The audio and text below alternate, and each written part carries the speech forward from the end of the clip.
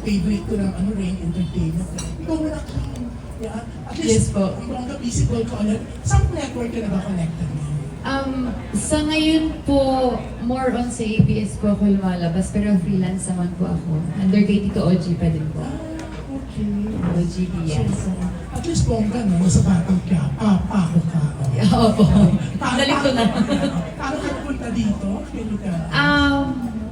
Kasi kalasan po, love life ang pinag-usapan. Kanina-kanina. Oo nga, ulit nakamove on na.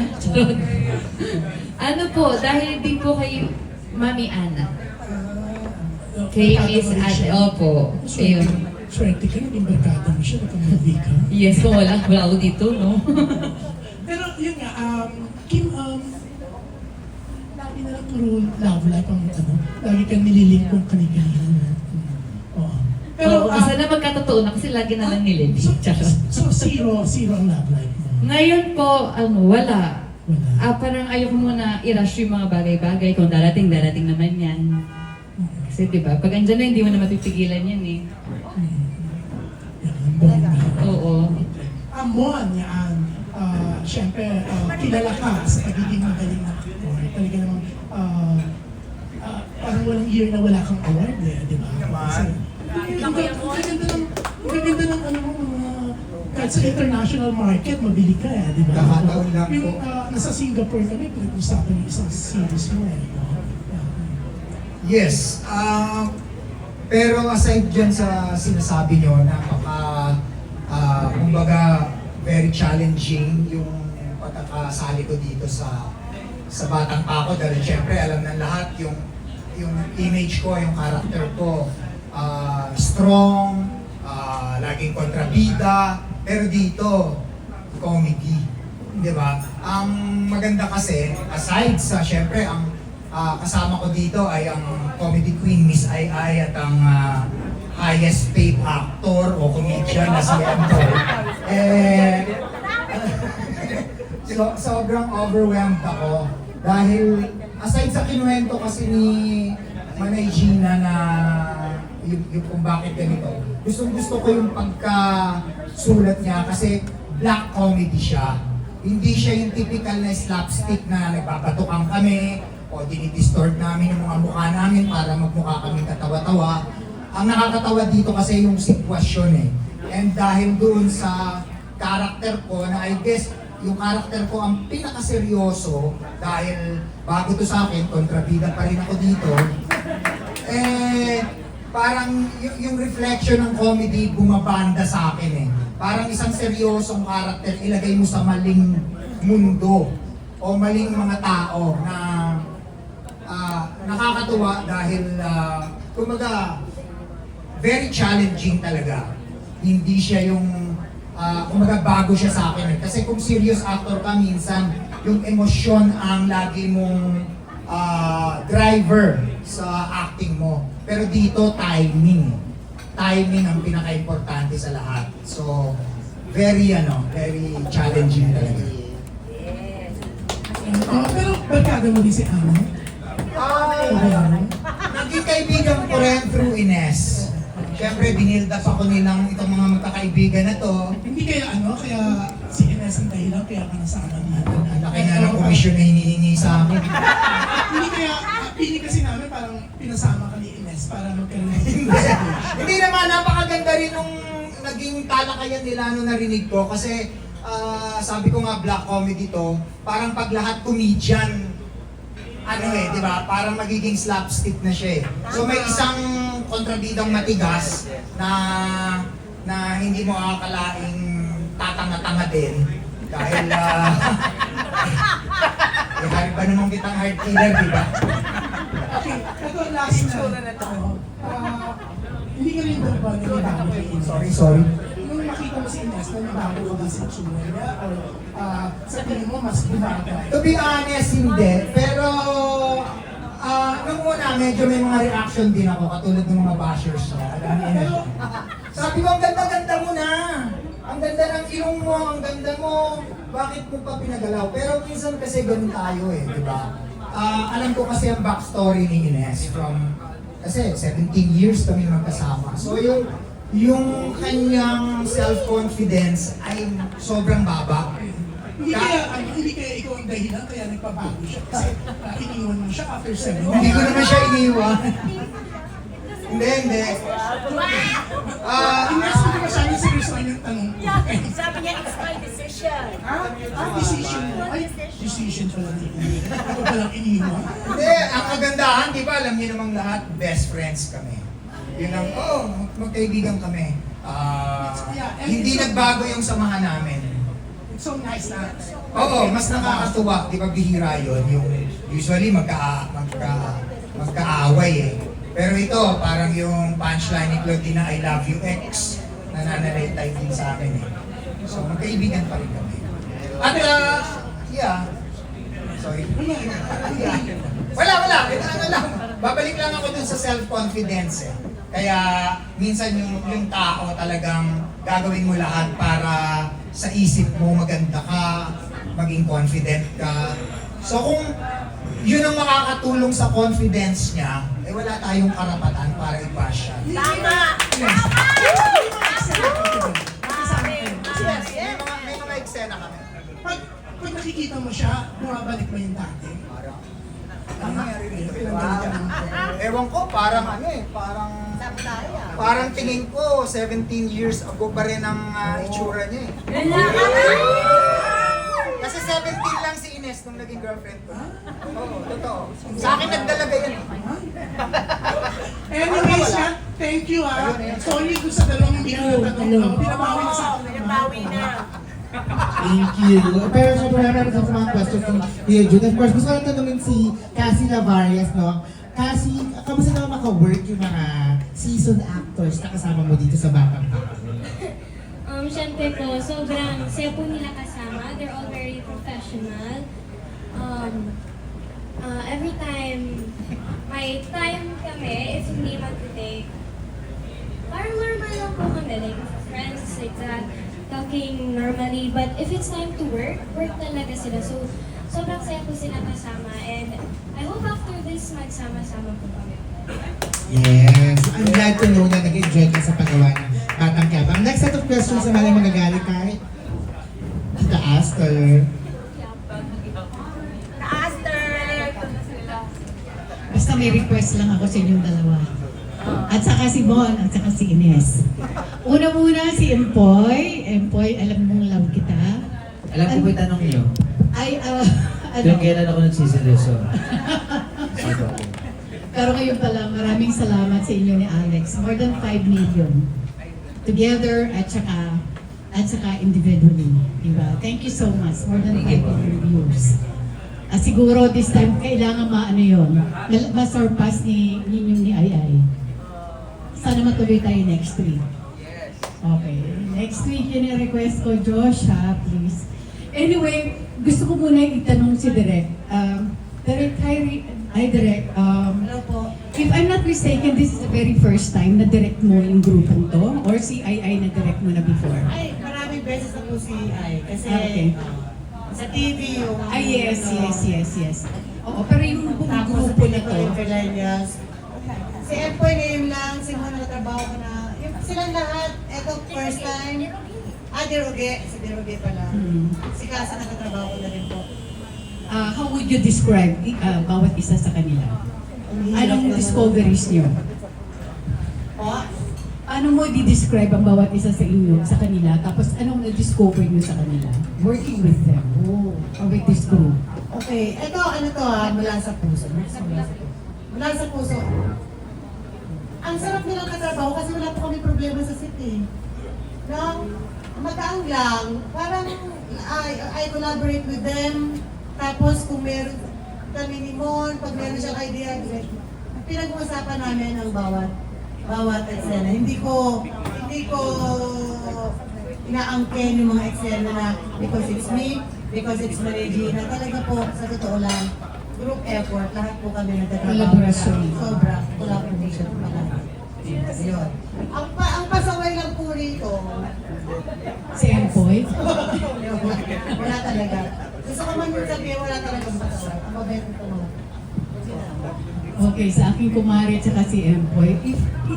First time yung magkasama, no? First time. Second, kasi asawa siya ni Severina sa Tangiina. I see, second time. So, this time, syempre kayong dalawa ang bida. Pero ngayon, bida na siya din. Oo, So, di ba? bongga. Oo. Paano mo siya i-describe bilang katrabaho? At ano na-discover mo ngayon na nagbibida na siya? Nako, ng kwenta actually, pero napakabait nito, tsaka napakagaan ka-work. Tsaka mami-mami niya talaga ako. Hanggang ngayon tawag niya sa akin, mami, ay nanay-nanayan niya ako. MTV Days pa lang kasama ko na to eh. So, ngayon na bida na siya, ganun pa rin siya, hindi siya nagbabago. And thank you Lord na ganun pa rin, humble pa rin si Empoy. Oh. Empoy reaction sa sinabi ni Aya. Ako sobrang yeah, actually, yun nga eh. Wala pang asawa si Wala pang asawa si... Si Sancho wala pang asawa, ano ba? Mag-anak nga ako sa di ba? Na hindi pa pala nakalabas yung baby, di ba? Aate na agad ako. Kanta nga, nagsusorry sa akin isang araw. Mami, sabi niya sa akin, sorry talaga. Sorry talaga. Bakit? Hindi ako naka-attend ng binyag. Nino, yung anak ni Sancho, tama hindi pa lumalabas. Naka-attend ng binyag. Ay, hindi ko ba? Nagnininong kasi ako. Very pa ako ah. Pero pa ako. Karakter.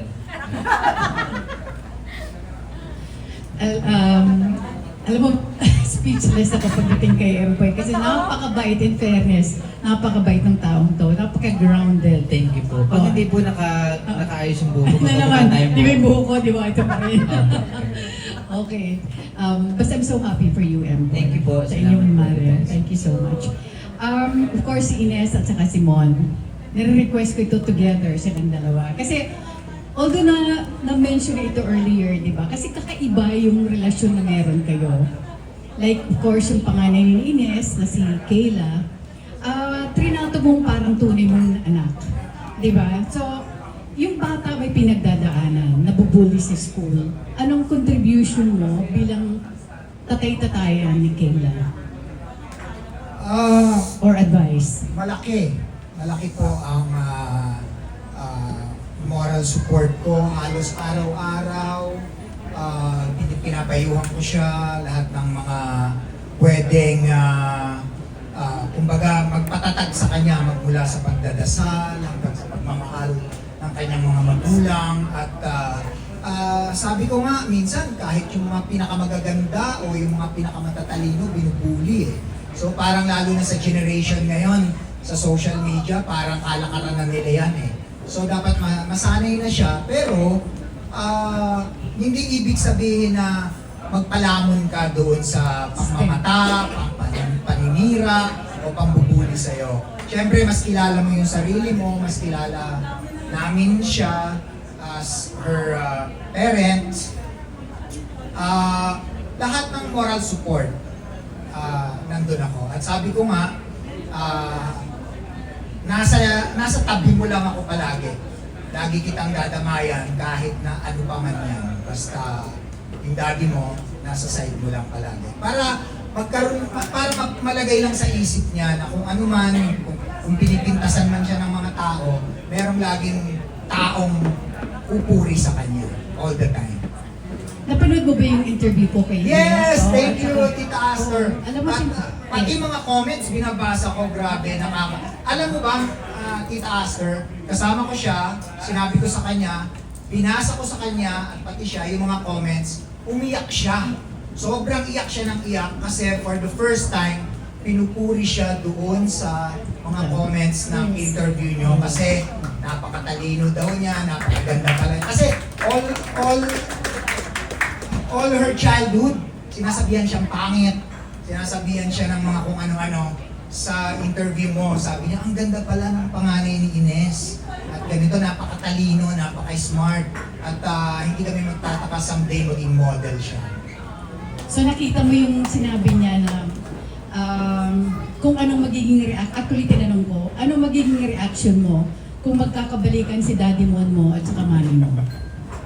Oh, naiintindihan naintindihan ko naman yon. Sabi niya hindi niya nakikita. Kasi sa paglaki niya, hindi niya nakita. Ni minsan na nag-hub nga kami o as parents niya. Kasi pinapaintindi ko naman talaga sa kanya magmula pa nung bata siya at nagkaisip siya na yung pinagdaanan namin ng mami niya, iba, pero magiging proud ka rin sa amin kasi imagine kahit may kanya-kanya na kaming buhay, meron na nga siyang kapatid sa iba, pero yung respeto at yung pagmamahala namin bilang magkaibigan ni Ines, nandyan pa rin. Kasi sabi ko nga, 17 years kami ni Ines, hindi mo na yun maalis. At lagi, ang aming foresight kasi o ang mindset namin, hindi namin tinitignan yung mga pagkakamali namin ng bata kami o yung mga pangit na experiences. Ang tinitignan namin lagi yung mga magagandang pinagsamahan. Kaya naman ganun yung respeto namin sa isa't isa. Ano ka napamahal ng gusto kay Kayla? Alam mo, Tita Aster, siraulo ako nung kami. Inaamin ko yan. Imagine, nagkaroon ka ng boyfriend, 17 years, walang planong maganda. Hanggang 17 years, mag-boyfriend, girlfriend pa rin kayo, di ba? Siguro nag-wish it sa akin, di ba? At nung time na yun, ayoko magkaanak, ayoko magkaroon ng responsibilities. Happy-go-lucky lang yung thinking ko nun kasi typical. Pero nung dumating si Princess Kayla, yung panganay niya, total twist, nagbago yun, 180 degrees. Dati ayoko ng mga bata, naguguluhan ako, pero nung napamahal ako sa anak niya, sobrang sensitive na ako sa mga bata ngayon. Konting makakita ako ng mga bata na naapektuhan ako agad. So, binigay niya sa akin yung pagiging magulang, yung fatherhood. Nagamit ko rin yan sa pagiging artista ko. Kumbaga, siguro siya yung naging parang, pagsisisi na hindi ako nag-anak, hanggang ngayon wala akong anak. Kaya siya yung parang nagpabago ng buhay ko, nagpabago ng pananaw ko, at nagpaseryoso sa akin bilang tao. May sinabi si Kayla na mas mahal ka niya, daddy mo, kaysa sa kanyang biological dad. Hindi naman, baka hindi niya lang na-explain ng maganda kasi hindi naman siya sanay sa interview. Hindi niya sinasabi sa harap ko o sa pagkakaintindi ko na mas mahal niya ako. Mahal niya kami pareho ng biological father niya. Kasi in fairness to her father, siya pa rin naman yung nagpo-provide ng kanyang schooling, ng mga pangangailangan niya. Kaya lang, sabi ko nga, pareho sa amin ni Ines, nagbago yung track ng mga... Naghiwalay din sila ng father eh. So, iba din yung naging track ng father niya, iba rin yung track ng buhay ni Ines at ako. Pero hindi ibig sabihin mas mahal ako. At lagi kong sinasabi sa kanya, i-text mo naman yung papa mo, magpasalamat ka, kamustahin mo. Kung hindi ka tinitext, i-text mo. So, hindi ko inaalis sa kanya yung pagiging, kasi mahirap din yun eh. Sa mentally, baka maapektuhan din siya na baka akala niya hindi siya mahal ng biological father niya. Mahal siya. So, yun yung ipinapamukha ko sa kanya talaga. Ako ay nandito lang bilang daddy niya. Pero at the end of the day, syempre yun pa rin ang totoong dugo niya. Diba? Hindi mo pwedeng i-alis yun. Lastly, kasi alam ko marami pang magtatanong, sa inyo pa rin dalawa, sinabi ni Ines, doon sa interview ko, huling interview ko sa kanya, sinabi mo raw sa kanya, ikaw ang karma niya. So, anong ibig mong sabihin yan? Hindi, biro lang yun. Kasi sabi ko nga, di ba, pinaamin ko, for 17 years siraulo ako. Binibiro ko si Ines na ang dami niya nang naging, hindi naman madami. Nagkaroon na siya ng iba't ibang mga karelasyon, maliban sa akin, dahil 14 years old na si Princess, ilang taon na ang dumaan, lagi ko siyang binibiro na baka ako pa rin ang karma mo. Ibig sabihin nun, parang sa akin din siya babagsak. Parang gano'n. So Posible ba? Posible ba? To be honest, hindi ko masasabi ng tapos kasi mahirap eh, di ba? Pero masaya kasi kami na ganito eh. nakasupport ako kay Ines all throughout. Minsan, yung damuhan ng bahay niya, ang taas-taas na, tinatabas ko. Oo, kasi baka may aas doon, matuklaw pa Sorry sila. to cut you. May natitirang pagmamahal pa ba kay Ines? More than being friends lang. Sabi ko nga, hindi naman mawawala yun. Imagine, nakasama mo yung tao ng maganda ng 17 years, kahit nga mag-asawa. I don't think na pag naghiwalay yun, puro galit na lang, di ba? Hindi na mawawala yung pagmamahal ko kay Ines hanggang kamatayan. Wow! Yun ang gusto namin karinig. Thank you and of course, congratulations on the movie. Thank you. Thank you, Tita Aster. Ang next set of questions naman ay mga galing kay John Buena.